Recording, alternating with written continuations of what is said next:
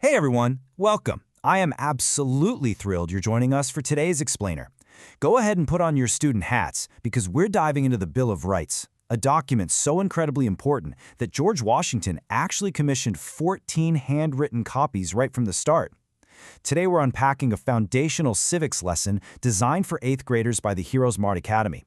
Specifically, we're going to see exactly how this curriculum bridges the gap between safeguarding American liberty and biblical morality. We're not just memorizing old historical dates today, we're really digging into the what, the why, and the how of this unique civic lesson.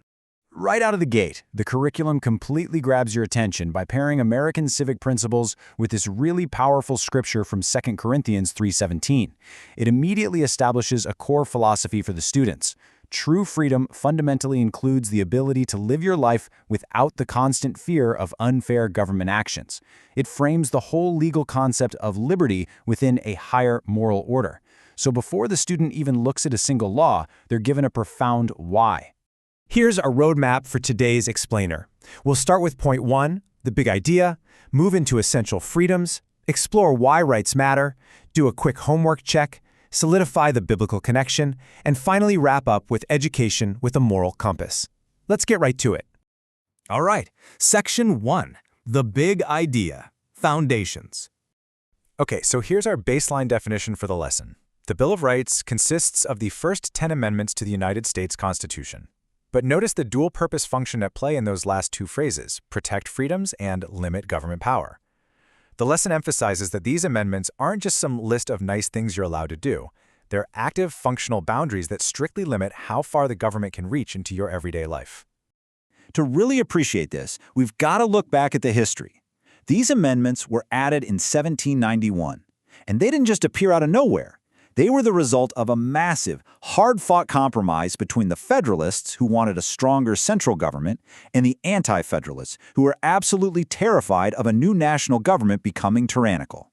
The curriculum highlights how this compromise ensured the newly formed government was actually designed to serve the people rather than control them. Now, this is absolutely crucial. The lesson hammers home this profound philosophical distinction. Rights are not given by the government. They are recognized and protected by it. Think about it. If the government just gives you your rights, well, the government can easily take them away. But if those rights already belong to you inherently, the government's only job is to protect them. That one idea completely shifts the entire dynamic of American law for the student. Moving right along to Section 2, Essential Freedoms, Your Rights. We've got to start with the heavyweight, right? The First Amendment. It packs in 5 massive foundational protections: freedom of religion, speech, the press, assembly, and petition. The lesson frames these as the core, everyday liberties that are central to the American identity. They guarantee that you can think, speak, worship, gather, and complain to your leaders without the fear of being thrown in jail for it. But hey, the First Amendment isn't flying solo here. Let's look at a few of the other heavy hitters the curriculum dives into. The Fourth Amendment prevents unreasonable searches, acting as a massive shield for your personal privacy and property. Then you have the Sixth Amendment, which guarantees a speedy public trial with an impartial jury, ensuring the justice system can't just lock you away in secret. And the 10th Amendment acts like a catch-all safety net. It reserves any remaining powers not explicitly given to the federal government straight back to the states and ultimately to the people. Which brings us to Section 3, Why Rights Matter, Core Insights. So, let's put ourselves right in the classroom. Here is the first major insight question the lesson asks. Why is freedom of the press important?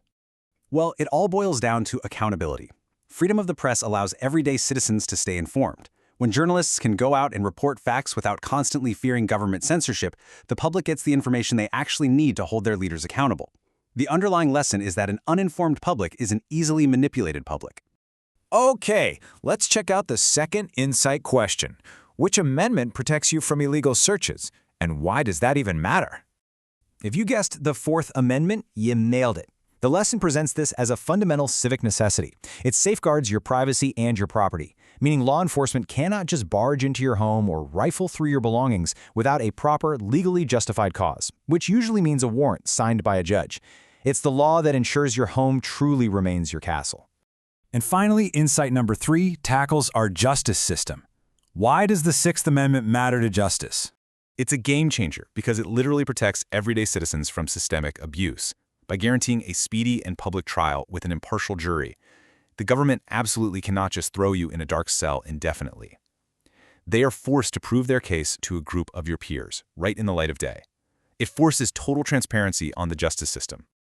All right, it's time for Section 4, Homework Check, Review Time. Now, this lesson design doesn't just let students off the hook. It actively forces them to internalize the material. Look at these prompts. Name the 5 freedoms. Identify the search amendment. Explain the importance of the Bill of Rights. Give an example of a modern protection. But listen closely to Step 5. This is the real critical thinking piece. Choose the most important amendment and explain why. That prompt forces the student to evaluate all the data and form a structured argument based on actual civic facts. It proves they've really absorbed the lesson. Up next is Section 5, the biblical connection, morality. Here's where the source material really bridges the gap. It completely shifts the Constitution away from just being some dry legal parchment. Instead, it presents the Bill of Rights as a reflection of divine dignity and mutual respect. The curriculum argues that protecting speech, honoring privacy, and ensuring fair trials are inherently moral actions, simply because they recognize the God-given dignity present in every single human being. The curriculum drives this home with a specific biblical morality tip, citing Micah 6:8. Act justly, love mercy, and walk humbly with your God. So the lesson here isn't just about knowing your rights so you can be selfish with them. It's framed as a mandate. As good citizens, we must use our freedoms responsibly to act justly and to actively defend not just our own rights, but the rights of everybody else around us. And finally, we arrive at Section 6, education with a moral compass, godly learning. The lesson presents a really stark contrast here. It basically posits that education without morality is ultimately going to hurt you. Because what's the point of being highly intelligent and supposedly educated if you completely lack the moral framework to stop making bad choices that damage yourself and your community? In this framework, secular intellect alone just isn't enough. In contrast, the curriculum points to Romans 8:6-7, promising that a spiritual mind brings peace. This approach insists that true education simply has to intertwine intellectual knowledge with a strong moral compass. So, as we wrap up today's explainer, we are left with this ultimate test. We've explored the law, the history, and the moral philosophy from the curriculum. But the real test isn't just a homework quiz, it's how you actually live it out. So how will you use your protected freedoms and your moral compass to defend the rights of others today?